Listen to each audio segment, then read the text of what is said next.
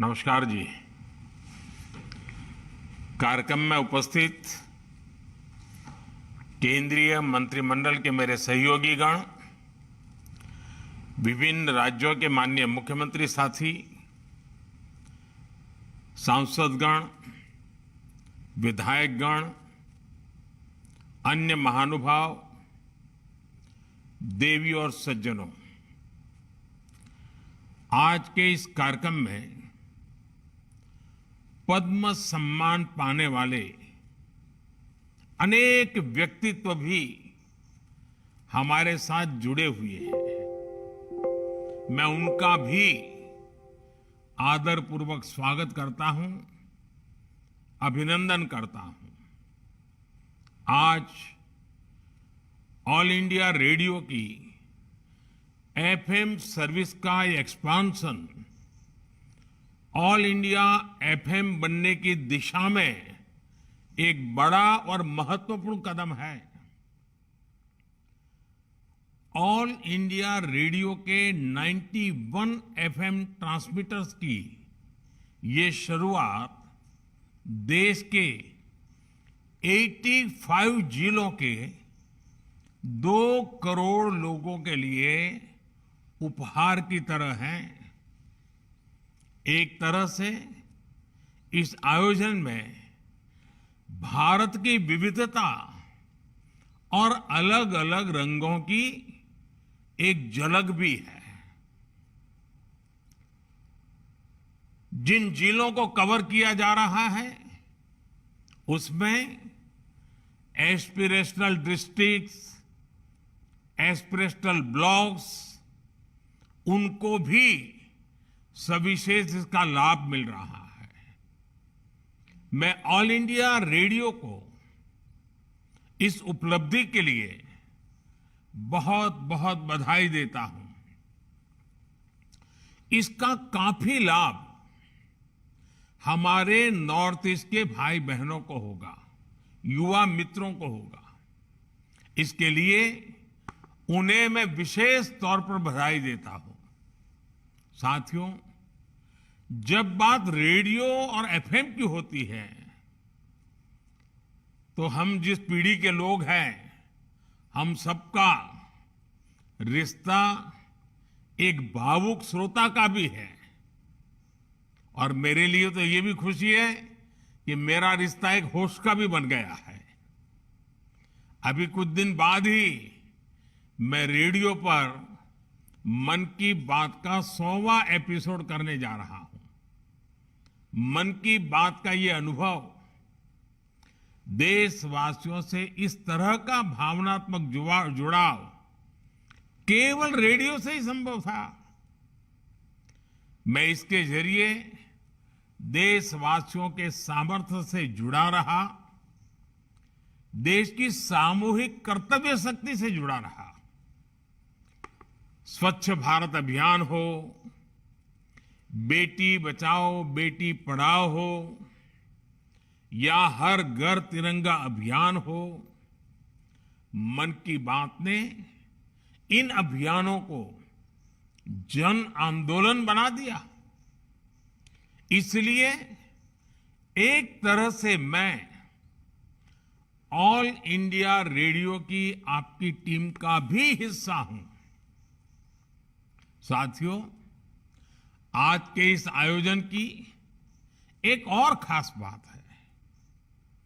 ये वंचितों को वरीयता की सरकार की नीति को आगे बढ़ाता है, जो अब तक इस सुविधा से वंचित रहे, जिन्हें बहुत दूर दराज में रहने वाला माना जाता था, वो अब हम सभी से और ज्यादा कनेक्ट होंगे। समय पर जरूरी जानकारी पहुंचाना हो,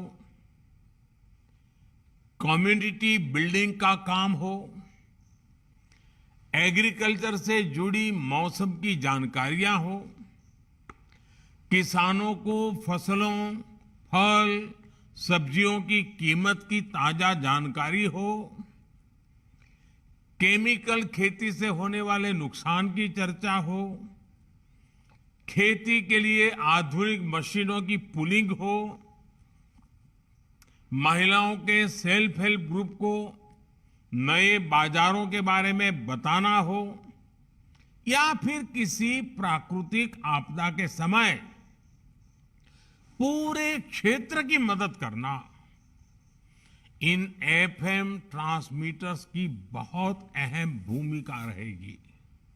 इसके अलावा एफएम की जो इंफोटेनमेंट वैल्यू है वो तो होगी ही।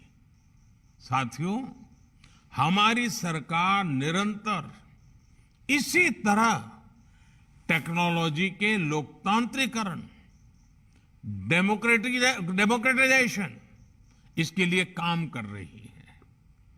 भारत अपने सामर्थ्य का पूरा इस्तेमाल कर पाए, इसके लिए जरूरी है कि किसी भी भारतीय के पास अवसरों की कमी न हो।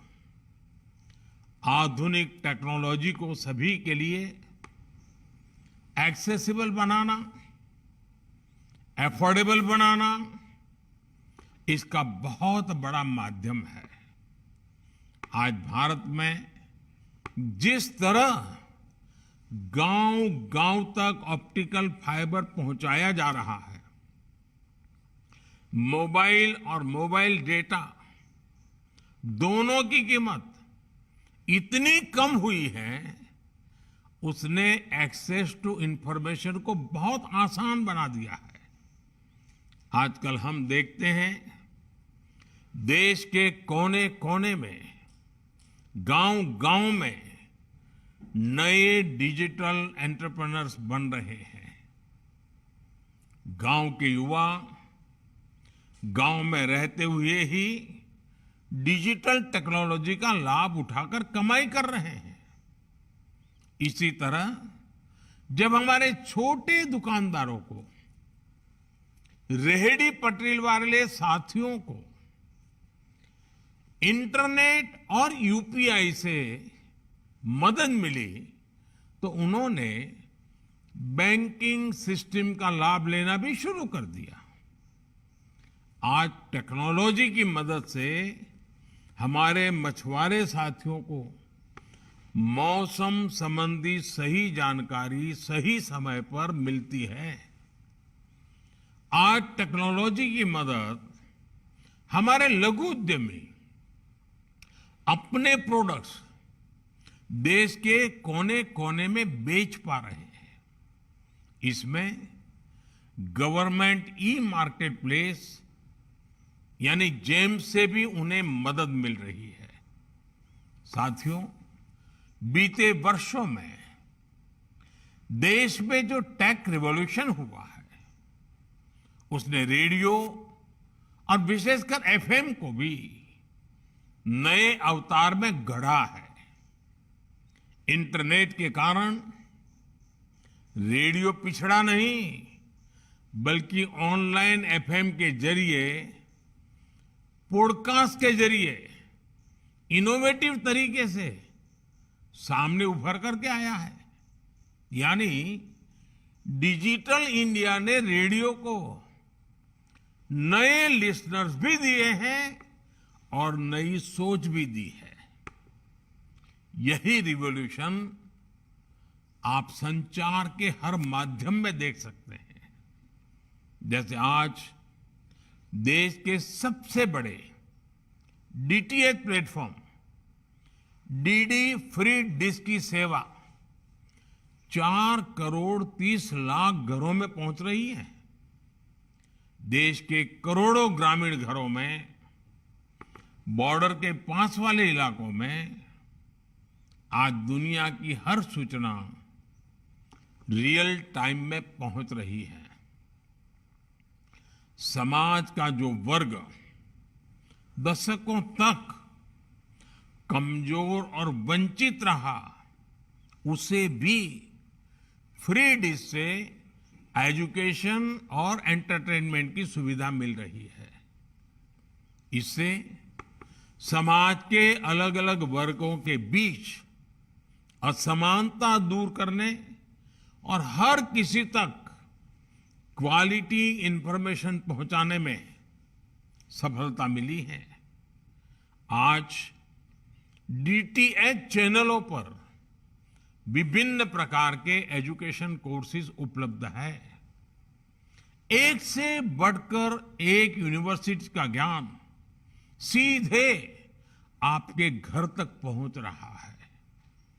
कोरोना काल में इसने देश के करोड़ों विद्यार्थियों की बहुत मदद की है।